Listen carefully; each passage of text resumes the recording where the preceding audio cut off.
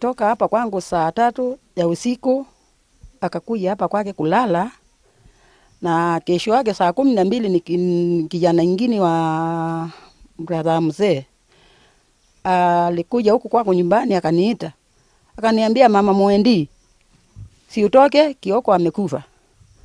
Nikamuuliza amekufa ni nini?